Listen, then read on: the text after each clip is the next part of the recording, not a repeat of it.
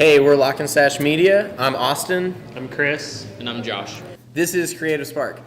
At Lock and Stache, we believe that movement is key. Each story has its own movement, and when it's told right, it has the ability to move others. Everything has a story, whether that is a product or whether that is a person or whether that is a movement. They all have a story, and they're all interconnected in that fashion. So a product might have a story because of the people that it impacts, or a person that you're trying to highlight has a great story because they're already a person. And so we kind of try to start at the very origin of why something is around, in the most practical sense or in the most emotional sense, and kind of start at the very root of it. I would say, advertising has been around for such a long time. We're seeing a lot more lifestyle type things. I would say, kind of going to Camp 4, like the showing real versus fake. I think a lot of, especially our generation, is really immune to advertising, really fake advertising. So getting back to like true storytelling within advertising and stuff like that, I think people see quality. Yeah, I think a lot of it comes to the people connection point of it. For a long time, people have been able to advertise off of just like, here's the product and this is the product and you want this product, and it was all product centric. But more, I think people are realizing that people are connected to that.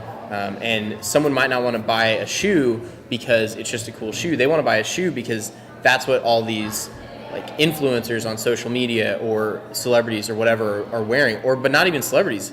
Now it's just other people on social media that their friends are posting, like, we're wearing these shoes at this place. And there's just a people-centric and an experience that's being driven with products more than just the product themselves. The product is kind of going to the wayside and being the supplementary thing, whereas the lifestyle and what all that is holding brings to it. I think that's why a lot of storytelling has come into advertising. And because of that people-centric element, they're able to use a story to connect someone to the product they're trying to sell. Everyone always gets comfortable with a formula they kind of figure out, and especially for us, like creating content, it's so easy to get stuck into a rut that you're creating content that people like, and it's easy to stick with that because you know what you're doing. But I think it's just the same way that marketing needs to appeal to millennials, like you were saying. It's we need to like challenge ourselves to change and create to reach a better audience, I think. And I don't know.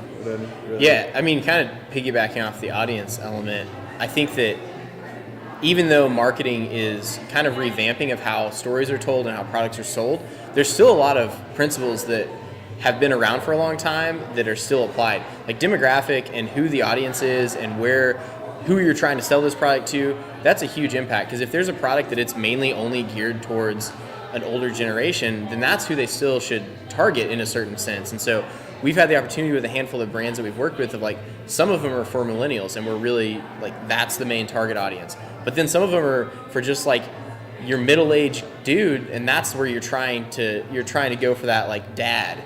That's your audience. And so trying to mix both of those to where the millennial still thinks it's cool, but the dad also like thinks it's a great product. And those stories are told differently in a lot of ways of what someone that's middle-aged would understand compared to a millennial. And being able to hit both of those at the same time is kind of the crafting of the story that we try to bring together. Just being genuine to who your brand is, and really looking at what is the root of the brand and what is the main thing that you're trying to do, and not trying to be something else. There's been almost like we've had so many client meetings where the Dollar Shave Club video gets brought into as an example of like, I want to make something like this, which is really cool, but that might not fit their brand. That might not be exactly how they need to tell that story. And so really looking at what is the brand and why, like what are you trying to say with it is the bigger thing.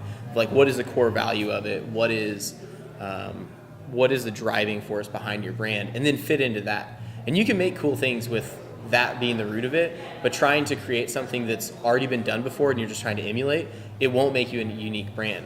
And so taking a lot of that of just like what your brand is as a core, and then why you're trying to reach a certain demographic.